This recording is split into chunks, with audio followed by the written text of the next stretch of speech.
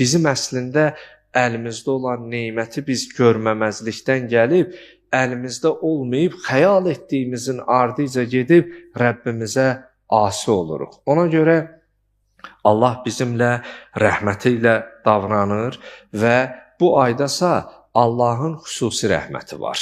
Elə bir ay ki, gecələri ilin bütün gecələrindən, günüzləri ilin bütün günüzlərindən, an dəqiqə saatları ilin bütün an və dəqiqələrindən üstün olduğuna görə Allahın xüsusi rəhməti bu ayda şamil olub.